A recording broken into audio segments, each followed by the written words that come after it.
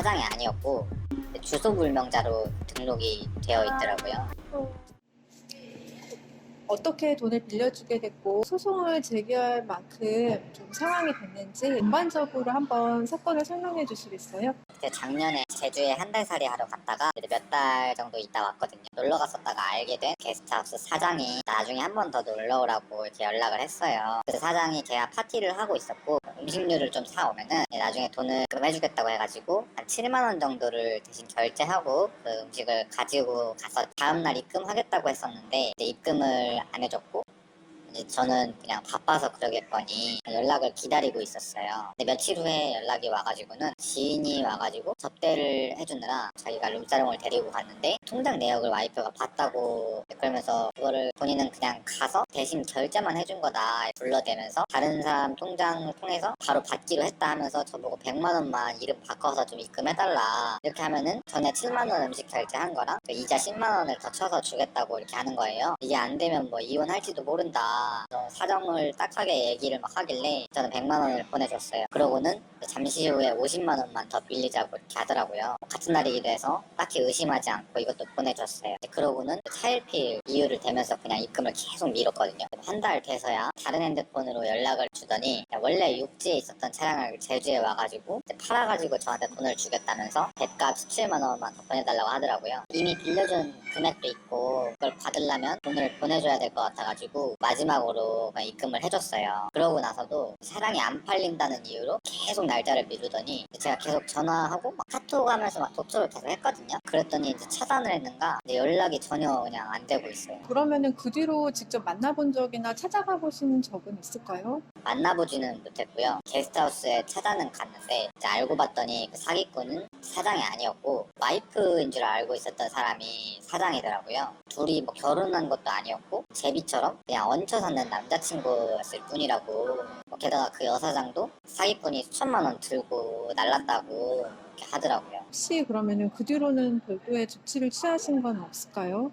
연락도 안 되고 해서 경찰서에 가가지고 사기로 고소하고 주민등록 초본을 이렇게 떼봤는데 주소 불명자로 등록이 되어 있더라고요. 지금 제가 볼 때는 사기로는 좀 인정될 가능성이 커 보여요. 왜냐하면 당시에 그 얼마라고 했죠? 그 전체 합쳐서 167만 원이 제가 빌려준 돈이고 거기에 이제 그 사기꾼이 10만 원 이자 쳐준 것까지 77만 원. 그러면은 그 177만 원에 대해서 제가 보니까 처음에는 고깃값이라고 하고 나중에 알고 보니까 와이프도 아닌 거잖아요. 근데 와이프한테 마치 들켜서 이혼당할 것처럼 거짓말을 해서 돈을 또 100만 원, 50만 원 또 이렇게 가져간 거잖아요. 그래서 처음부터 이거를 갚을 의사가 없어 보여요. 이렇게 갚을 의사 없이 기망해서 돈을 대여받았을 경우에는 사기죄 성립 보통 하거든요. 그래서 형사 고소하신 거는 정말 잘하신 것 같아요. 다만 형사 고소를 한다고 해서 바로 돈을 변제받으실 수 있는 건 아니에요. 이 경우에는 민사소송을 발빠르게 진행을 하셔서 내가 이 권리가 있다라는 것을 법원으로부터 판단을 받아서 또 확정 판결을 받아주셔서 집행을 하시는 게 좋으실 것 같아요.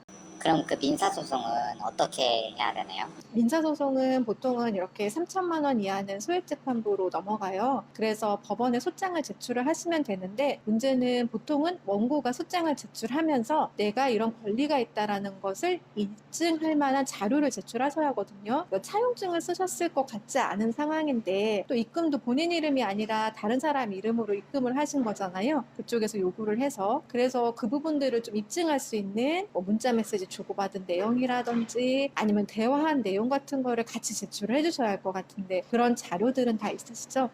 카톡으로 대화를 했으니까 혹시 카톡 대화 내용에 언제까지 갚겠다, 또 얼마를 어디에 입금해달라 뭐 이런 식의 내용이 전체 들어가 있다는 말씀이신 거죠? 왜 그 사람이 얼마 빌려달라 하면서 뭐 언제까지 갚겠다. 근데 또 이제 막 미루고 그런 내용까지 다 들어있거든요. 다행이네요. 그 자료가 카톡 내용들은 보통 입증자로 인정이 되기 때문에 이런 내용들을 충실히 다 제출을 같이 해주시면 민사소송에서 좋은 결과 있으실 거예요. 민사소송 같은 경우에는 본인이 채권이 있다고 세월아 내월아 기다린다고 인정해주는 게 아니라 또 소멸시효라는 게 있어요. 그래서 내가 내 권리를 찾지 않으면 그 시효가 완성돼 버려서 그 이후에 소송을 제기하려고 해도 못하는 경우들도 있거든요. 그래서 최대한 빨리 좀 진행을 하시면 좋으실 것 같아요.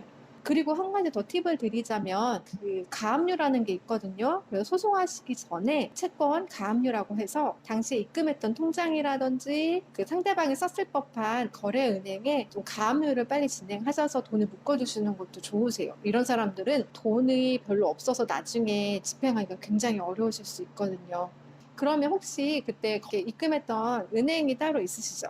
네, 신협으로 그쪽에 입금했거든요. 아, 그러면 신협은행은 그 사람이 쓰고 있는 걸로 확인이 되는 거네요. 지금까지는 그쪽 은행으로 해서 가압류를 바로 진행하시는 게 좋을 것 같아요.